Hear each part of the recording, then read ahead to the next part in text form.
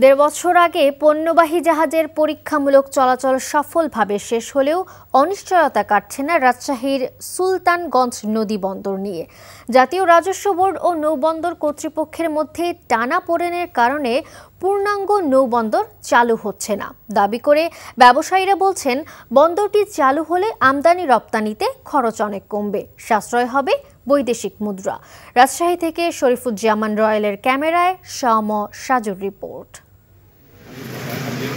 গত বছরের ফেব্রুয়ারিতে রাজশাহীর গোদাগাড়ী উপজেলার সুলতানগঞ্জ নৌবন্দর দিয়ে পরীক্ষামূলকভাবে ভারত বাংলাদেশের মধ্যে পণ্যবাহী জাহাজ চলাচল শুরু হয়। নদীপথে ভারতের মুর্শিদাবাদের ময়া বন্দরের সাথে রাজশাহীর সুলতানগঞ্জ নৌবন্দরের দূরত্ব মাত্র 16 কিলোমিটার। ফলে কম খরচে ভারতীয় পণ্য আনা নেওয়ার সুযোগ হওয়ায় আশাবাদী হন আমদানি রপ্তানিকারকরা। তবে কিছুদিন পরেই বন্ধ হয়ে যায় জাহাজ চলাচল, ফলে অনিশ্চিত হয়ে পড়েছে বন্দরের ভবিষ্যৎ। 45 টন পাথর আর 10টা গাড়ির ওজন, এই 55 টন যখন এই রাস্তাতে যাবে, রাস্তা অতি তাড়াতাড়ি ড্যামেজ হবে। এইটা কেন যে জানি না, আমাদের সুনজরে কেন আসে না।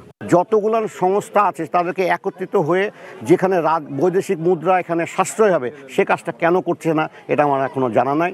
কয়লা, পাথর এবং ফ্লাই অ্যাশ আমরা সোনামসজিদ চাইতে কমপক্ষে 4 থেকে 500 টাকা পার টনে কম খরচে আমরা আমদানি করতে পারবো।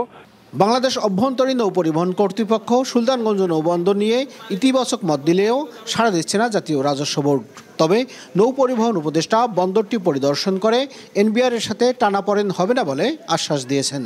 আমাদের রাজস্ব বোর্ডও খুবই পজিটিভ, সম্মিলিতভাবে কাস্টমসকে নিয়ে কিভাবে কাজগুলা সামনের দিকে নেওয়া যায় সেদিকে আমরা চেষ্টা করব। বিশেষ করে এখনকার এনবিআর সেটআপে সেখানে তো আমি মনে করি না যে এই ধরনের কোনো টানাপোড়েন এখানে আছে।